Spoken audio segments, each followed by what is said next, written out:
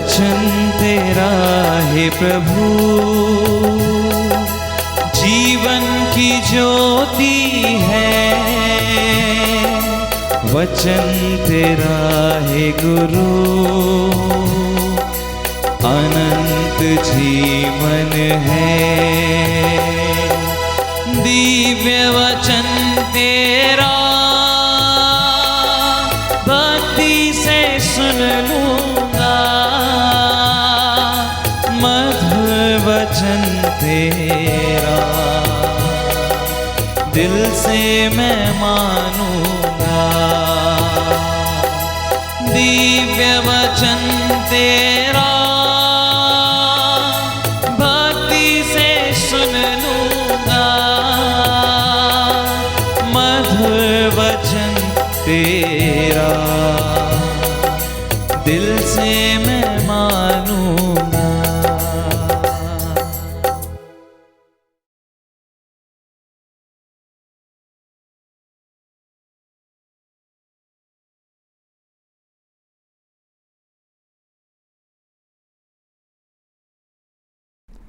संत योहन के अनुसार सुसमाचार अध्याय 1 से अध्याय 5। अध्याय 1। आदि में शब्द था, शब्द ईश्वर के साथ था और शब्द ईश्वर था। वह आदि में ईश्वर के साथ था।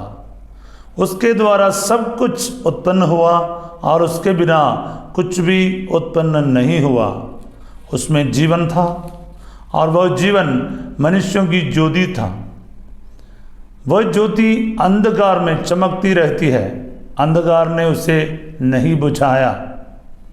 ईश्वर का भेजा हुआ योहन नामक मनुष्य प्रकट हुआ। वह साक्षी के रूप में आया, जिससे वह ज्योति के विषय में साक्षी दे और सब लोग उसके द्वारा विश्वास करें। वह स्वयं ज्योति नहीं था, उसे ज्योति के विषय में साक्ष्य देना था।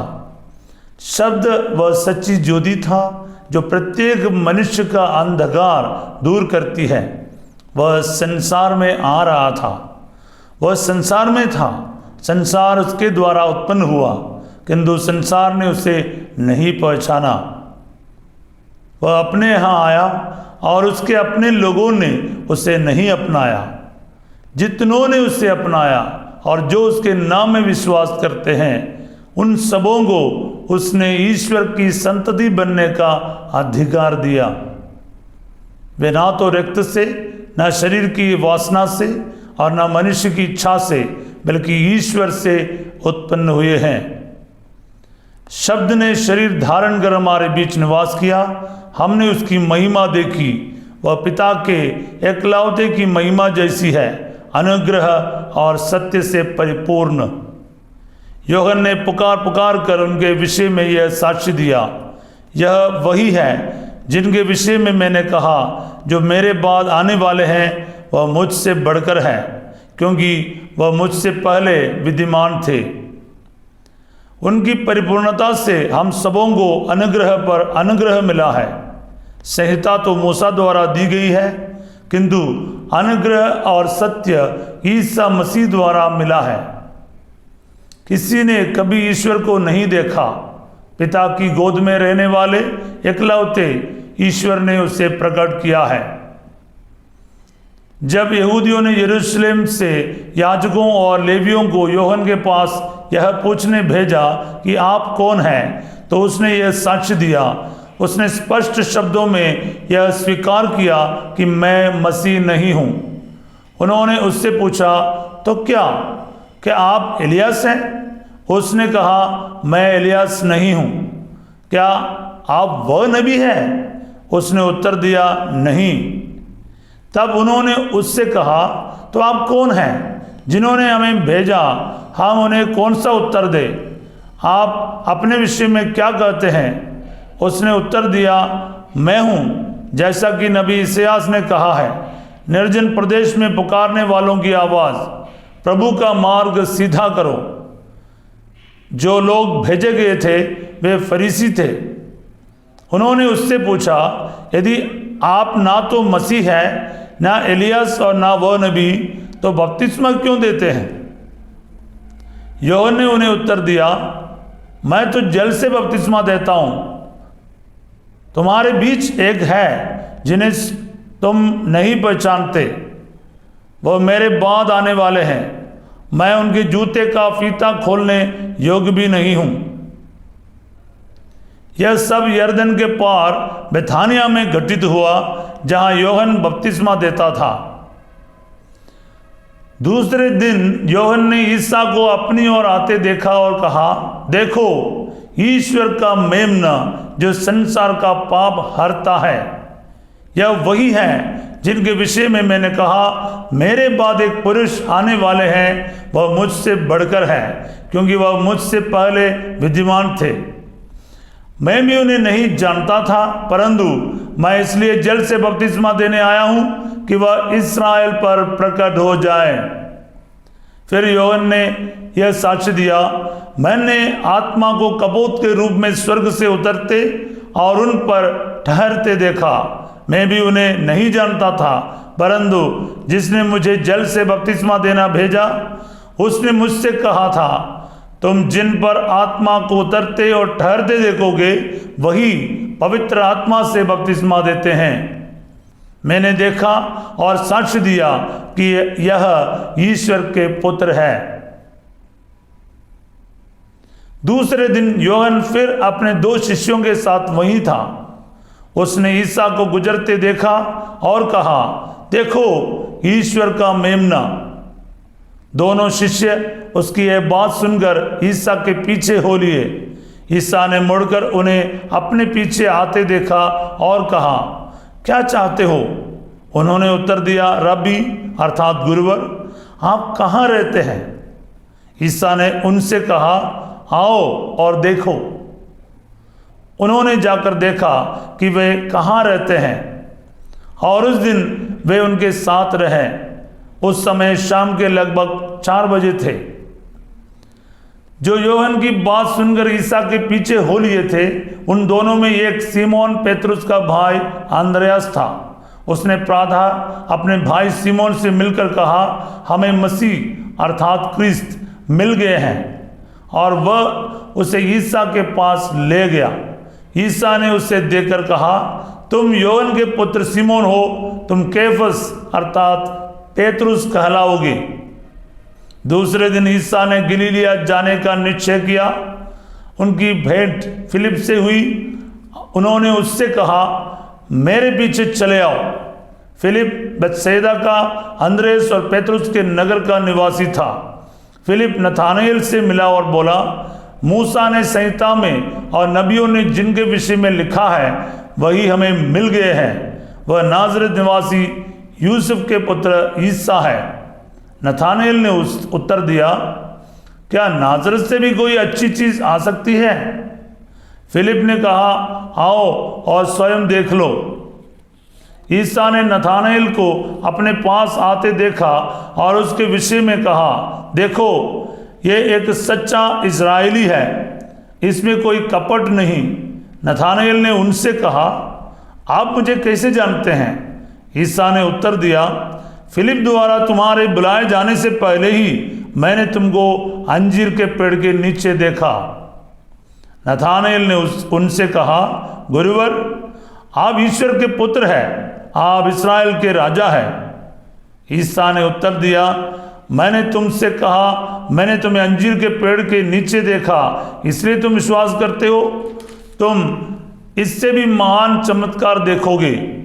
ईसा ने उससे यह भी कहा, मैं तुमसे यह कहता हूं, तुम स्वर्ग को खुला हुआ और ईश्वर के दूतों को मानव पुत्र के ऊपर उतरते चढ़ते हुए देखोगे। अध्याय 2। तीसरे दिन गलीलिया के काना में एक विवाह था।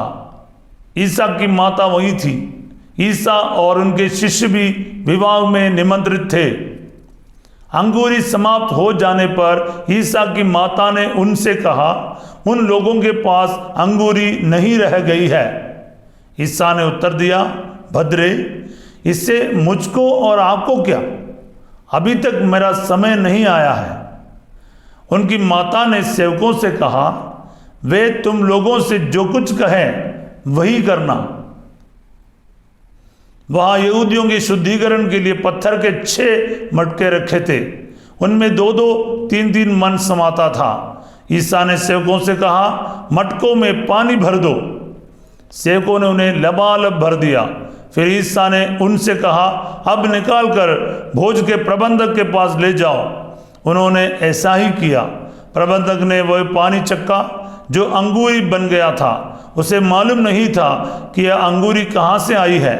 जिन सेवकों ने पानी निकाला था वे जानते थे, इसलिए प्रबंधक ने दूल्हे को बुलाकर कहा, सब कोई पहले बढ़िया अंगूरी परोसते हैं और लोगों के नशे में आ जाने पर घटिया। आपने बढ़िया अंगूरी अब तक रख छोड़ी है। ईसा ने अपना यह पहला चमत्कार गलीलिया के काना में दिखाया। उन्होंने अपनी महिमा प्रकट की और उनके शिष्यों ने उनमें विश्वास किया। इसके बाद ईसा अपनी माता, अपने भाइयों और अपने शिष्यों के साथ कफरनाहूम गए, परंतु वे वहाँ थोड़े ही दिन रहे। यहूदियों का पास्का पर्व निकट आने पर ईसा यरूशलेम गए। उन्होंने मंदिर में बैल, भेड़ें और कबूतर बेचने वालों को तथा अपनी मेजों के सामने बैठे हुए सराफों को देखा। उन्होंने रस्सियों का कोड़ा बनाकर भेड़ों और बैलों सहित सबको मंदिर से बाहर निकाल दिया।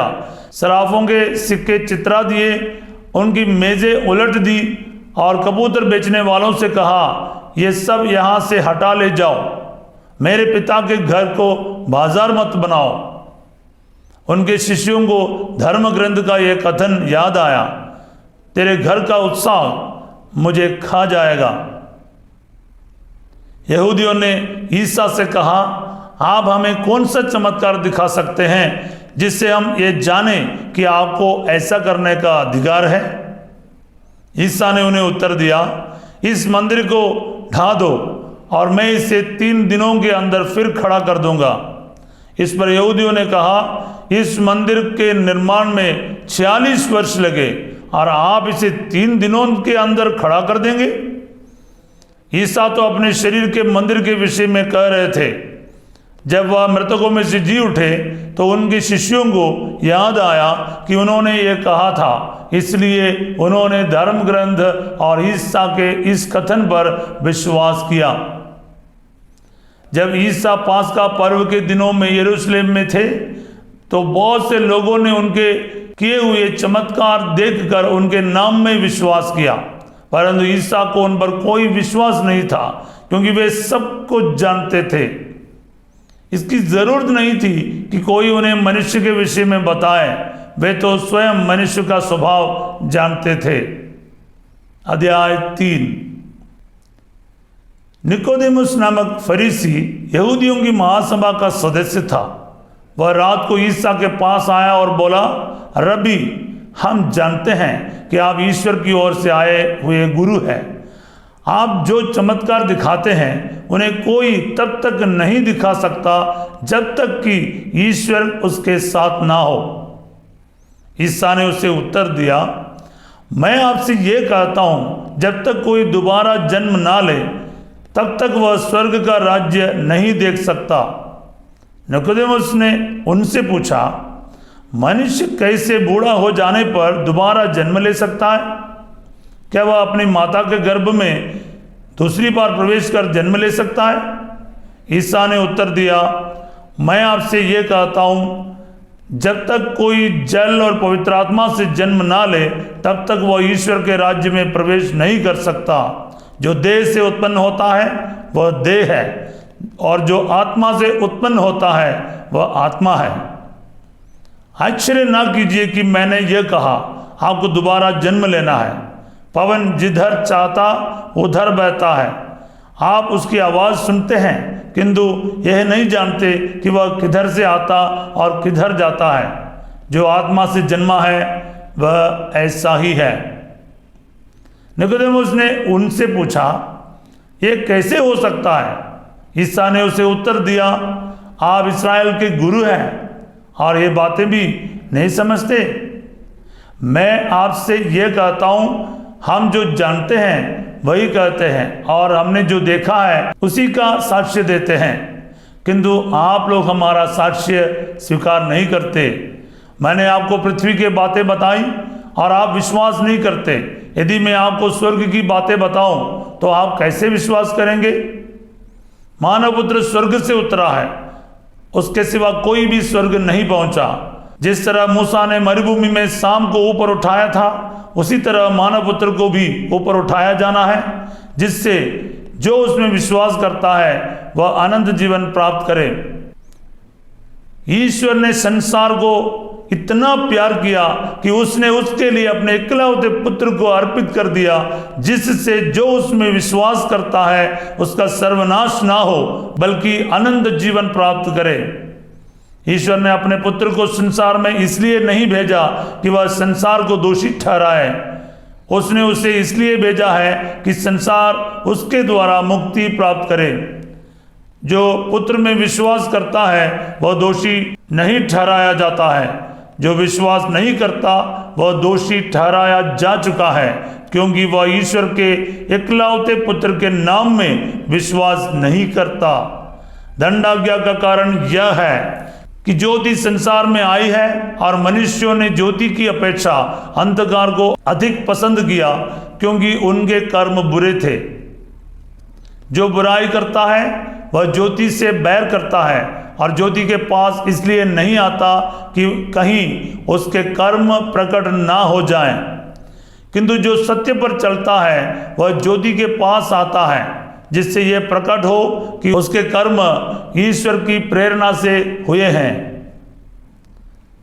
इसके बाद ईसा अपने शिष्यों के साथ यहूदिया प्रदेश आए और वहां उनके साथ रहे। वे बपतिस्मा देते थे। यूहन्ना भी सलीम के निकट एनोन में बपतिस्मा दे रहा था, क्योंकि वहाँ बहुत पानी था। लोग वहाँ आकर बपतिस्मा ग्रहण करते थे। यूहन्ना उस समय तक गिरफ्तार नहीं हुआ था। यूहन्ना के शिष्यों और यहूदियों में शुद्धिकरण के विषय में विवाद छिड़ गया। उन्होंने यूहन्ना के पास जाकर कहा, गुरुवर, देखिए, जो यरदन के उस पार आपके साथ थे और जिनके विषय में अपने साक्ष्य दिया, वह बपतिस्मा देते हैं और सब लोग उनके पास जाते हैं। यूहन्ना ने उत्तर दिया, मनुष्य को वही प्राप्त हो सकता है जो उसे स्वर्ग की ओर से दिया जाए। तुम लोग स्वयं साक्षी हो कि मैंने यह कहा, मैं मसीह नहीं हूँ, मैं तो उनका अग्रदूत हूँ। वधू वर की ही होती है, परंतु वर का मित्र जो साथ रहकर वर को सुनता है उसकी वाणी पर आनंदित हो उठता है। मेरा आनंद ऐसा ही है और अब वह परिपूर्ण है। यह उचित है कि वे बढ़ते जाएं और मैं घटता जाऊं। जो ऊपर से आता है वह सर्वोपरि है, जो पृथ्वी से आता है वह पृथ्वी का है और जो पृथ्वी की बातें बोलता है। जो स्वर्ग से आता है वह सर्वोपरि है। उसने जो कुछ देखा और सुना है वह उसी का साक्ष्य देता है, किंतु उसका साक्ष्य कोई स्वीकार नहीं करता। जो उसका साक्ष्य स्वीकार करता है वह ईश्वर की सत्यता प्रमाणित करता है। जिसे ईश्वर ने भेजा है वह ईश्वर के ही शब्द बोलता है, क्योंकि ईश्वर उससे प्रचुर मात्रा में पवित्र आत्मा प्रदान करता है। पिता पुत्र को प्यार करता है और उसने उसके हाथ सब कुछ दे दिया है।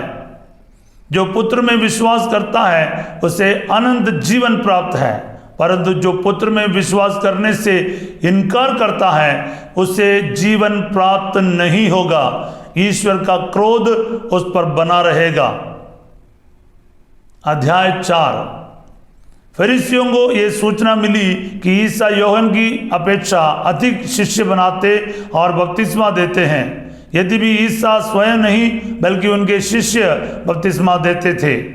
जब ईसा को इसका पता चला तो वह यहूदिया छोड़कर फिर गलीलिया गए।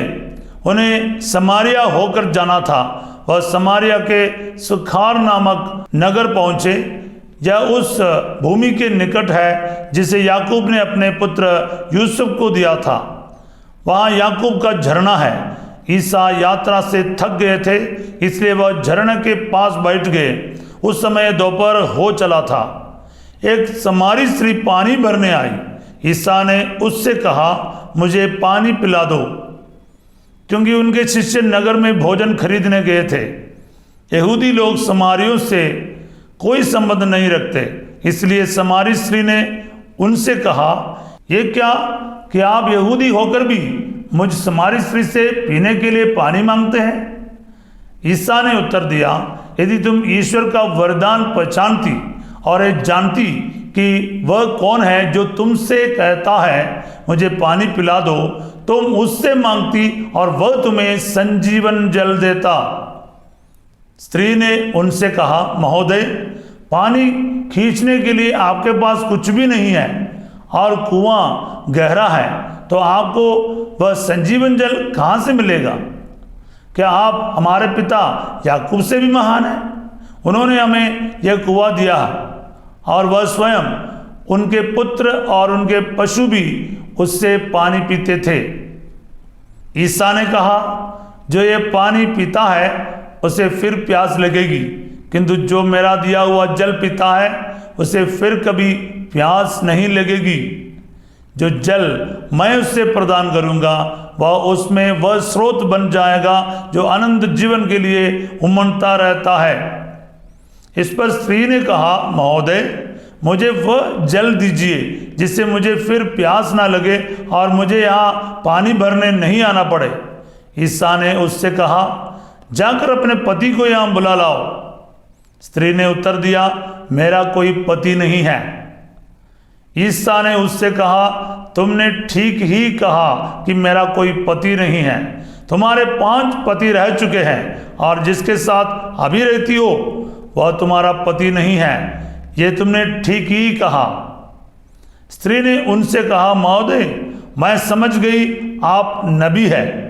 हमारे पुरखे इस पहाड़ पर आराधना करते थे और आप लोग कहते हैं कि यरूशलेम में आराधना करनी चाहिए। ईसा ने उससे कहा, नारी, मैं तुम्हें विश्वास दिलाता हूँ कि वह समय आ रहा है जब तुम लोग ना तो इस पहाड़ पर पिता की आराधना करोगे और ना यरूशलेम में ही। तुम लोग जिसकी आराधना करते हो उसे नहीं जानते, हम लोग जिसकी आराधना करते हैं उसे जानते हैं, क्योंकि मुक्ति यहूदियों से ही प्रारंभ होती है। परंतु वह समय आ रहा है, आ ही गया है, जब सच्चे आराधक आत्मा और सच्चाई से पिता की आराधना करेंगे। पिता ऐसे ही आराधकों को चाहता है। ईश्वर आत्मा है, उसके आराधकों को चाहिए कि वह आत्मा और सच्चाई से उसकी आराधना करे। स्त्री ने कहा, मैं जानती हूं कि मसीह जो क्रिस्त कहलाते हैं आने वाले हैं। जब वे आएंगे तो हमें सब कुछ बता देंगे। ईसा ने उससे कहा, मैं जो तुमसे बोल रहा हूं वही हूं। उस समय शिष्य आ गए और उन्हें एक स्त्री के साथ बातें करते देखकर अचंभे में पड़ गए। फिर भी किसी ने यह नहीं कहा, इससे आपको क्या, अथवा आप इससे क्यों बातें करते हैं। उस स्त्री ने अपना घड़ा वही छोड़ दिया और नगर जाकर लोगों से कहा, चलिए एक मनुष्य को देखिए जिसने मुझे वह सब जो मैंने किया बता दिया है, कहीं वह मसीह तो नहीं है। इसलिए वे लोग नगर से निकलकर ईसा से मिलने आए। इस बीच उनके शिष्य उनसे ये कहते हुए अनुरोध करते रहे, गुरुवर, खा लीजिए। उन्होंने उनसे कहा, खाने के लिए मेरे पास भोजन है जिसके विषय में तुम लोग कुछ नहीं जानते। इस पर शिष्य आपस में बोले, क्या कोई उनके लिए खाने को कुछ ले आया है? इस पर ईसा ने उनसे कहा, जिसने मुझे भेजा उसकी इच्छा पर चलना और उसका कार्य पूरा करना, यही मेरा भोजन है। क्या तुम ये नहीं कहते कि अब कटनी के 4 महीने रह गए हैं? परंतु मैं तुम लोगों से कहता हूं, आंखें उठाकर खेतों को देखो, वे कटनी के लिए पक चुके हैं। अब तक लुनने वाला मजदूरी पाता और अनंत जीवन के लिए फसल जमा करता है, जिससे बोने वाला और लुनने वाला दोनों मिलकर आनंद मनाए। क्योंकि यहाँ यह कहावत ठीक उतरती है, एक बोता है और दूसरा लुनता है। मैंने तुम लोगों को वह खेत लुनने भेजा जिसमें तुमने परिश्रम नहीं किया है। दूसरों ने परिश्रम किया और तुम्हें उनके परिश्रम का फल मिल रहा है। उस स्त्री ने कहा था, उन्होंने मुझे वह सब जो मैंने किया बता दिया है। इस कारण उस नगर के बहुत से समारियों ने ईसा में विश्वास किया। इसलिए जब वे उनके पास आए तो उन्होंने अनुरोध किया कि आप हमारे यहाँ रहिए। वह 2 दिन वहीं रहे। बहुत से अन्य लोगों ने उनका उपदेश सुनकर उनमें विश्वास किया और उस स्त्री से कहा, अब हम तुम्हारे कहने के कारण ही विश्वास नहीं करते, हमने स्वयं उन्हें सुन लिया है और हम जान गए कि वह सचमुच संसार के मुक्तिदाता है। उन 2 दिनों के बाद वह वहां से विदा होकर गलीलिया गए। ईसा ने स्वयं ये कहा था कि अपने देश में नबी का आदर नहीं होता। जब वह गलीलिया पहुंचे तो लोगों ने उनका स्वागत किया, क्योंकि ईसा ने पर्व के दिनों यरूशलेम में जो कुछ किया था वह सब उन्होंने देखा था। पर्व के लिए वे भी वहां गए थे। वे फिर गलीलिया के काना नगर में आए, जहां उन्होंने पानी को अंगूरी बना दिया था। कफरनाउम में राज्य के किसी पदाधिकारी का पुत्र बीमार था। जब उस पदाधिकारी ने सुना कि ईसा यहूदिया से गलीलिया आ गए हैं तो वह उनके पास आया। उसने उनसे यह प्रार्थना की कि वह चलकर उसके पुत्र को चंगा कर दे, क्योंकि वह मरने को था। ईसा ने उससे कहा, आप लोग चिन्ह तथा चमत्कार देखे बिना विश्वास नहीं करेंगे? इस पर पदाधिकारी ने उनसे कहा, महोदय कृपया चलिए, कहीं मेरा बच्चा न मर जाए।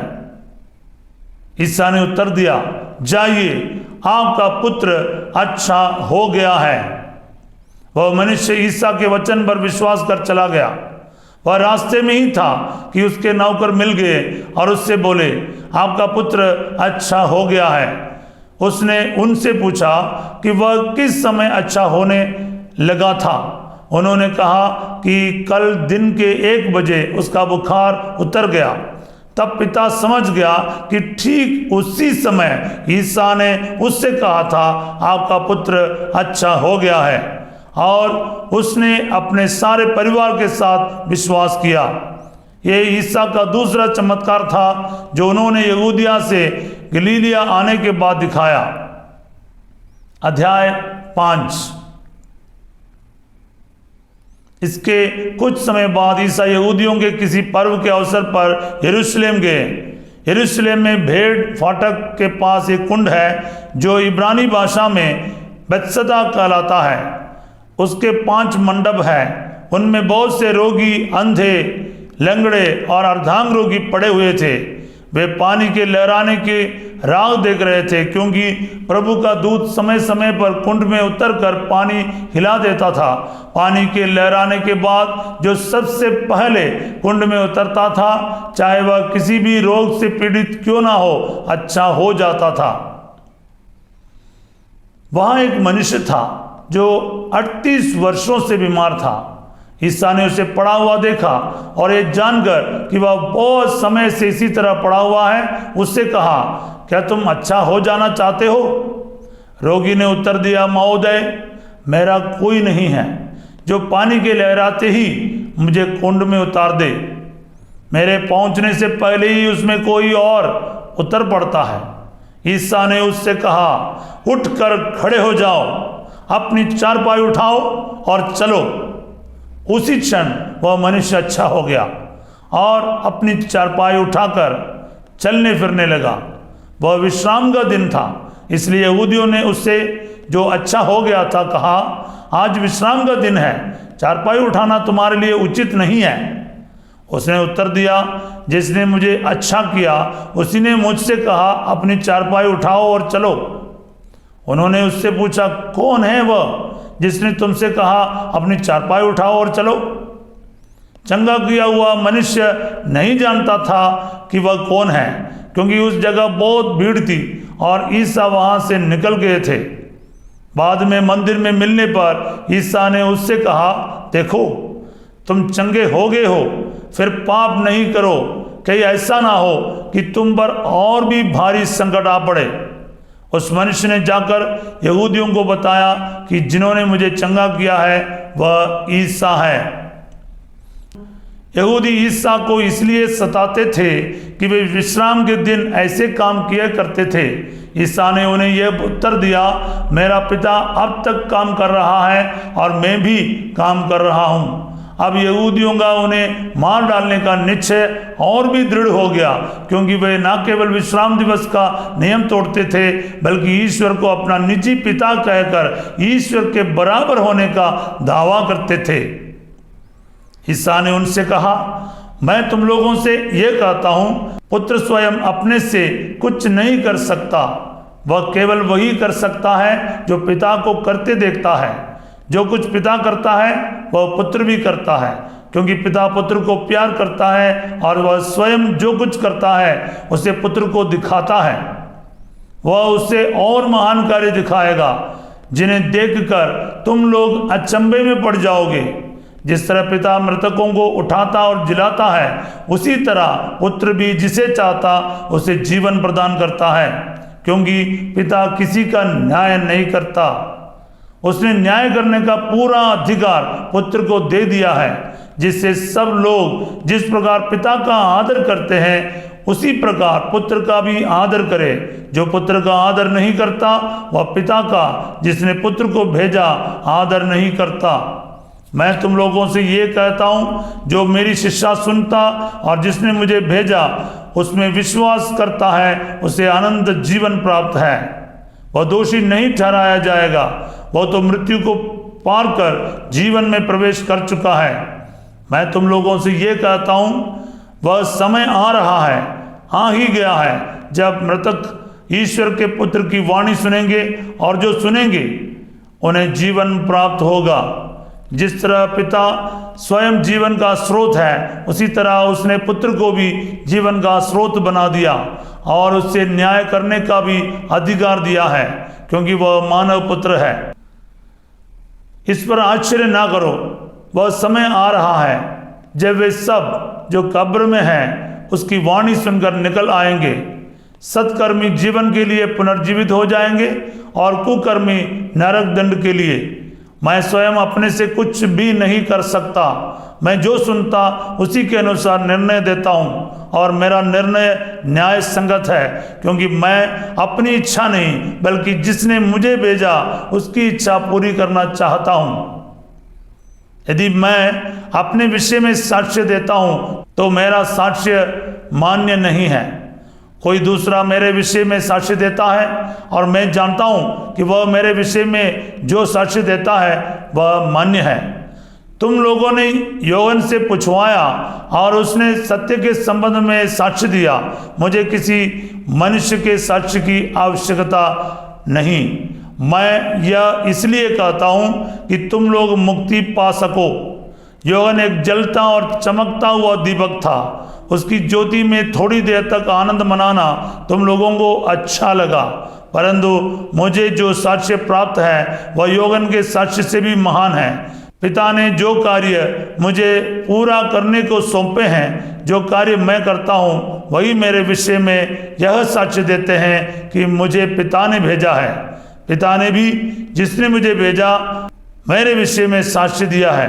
तुम लोगों ने ना तो कभी उसकी वाणी सुनी और ना उसका रूप ही देखा। उसकी शिक्षा तुम लोगों के हृदय में घर नहीं कर सकी, क्योंकि तुम उसमें विश्वास नहीं करते जिसे उसने भेजा। तुम लोग ये समझकर धर्म ग्रंथ का अनुशीलन करते हो कि उसमें तुम्हें अनंत जीवन का मार्ग मिलेगा। वही धर्म ग्रंथ मेरे विषय में साक्ष्य देता है। फिर भी तुम लोग जीवन प्राप्त करने के लिए मेरे पास आना नहीं चाहते। मैं मनुष्यों की ओर से सम्मान नहीं चाहता। मैं तुम लोगों के विषय में जानता हूं कि तुम ईश्वर से प्रेम नहीं करते। मैं अपने पिता के नाम पर आया हूं, फिर भी तुम लोग मुझे स्वीकार नहीं करते। यदि कोई अपने ही नाम पर आए तो तुम लोग उसको स्वीकार करोगे।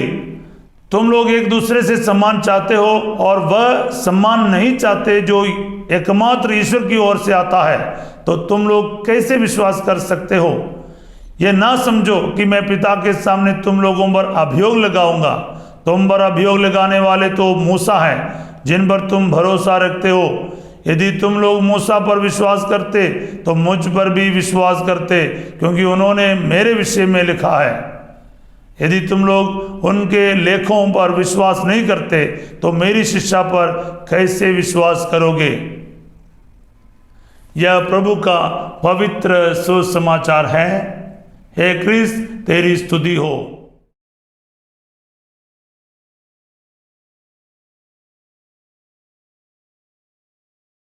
संत योहन के अनुसार पवित्र सुसमाचार अध्याय 4 वचन 34। आइए हम प्रभु के कार्यों को पूरा करें और प्रभु की आशीष पाएं।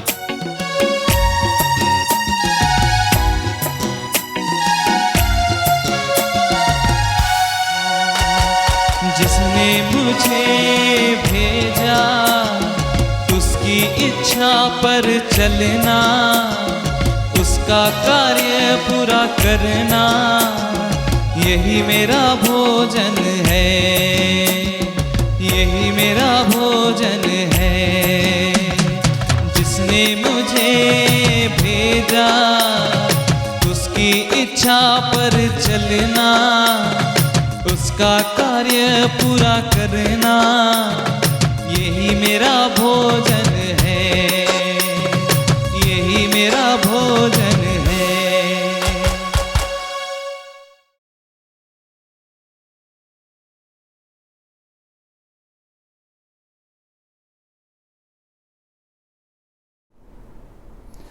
जिसने मुझे भेजा उसकी इच्छा पर चलना, उसका कार्य पूरा करना, यही मेरा भोजन है।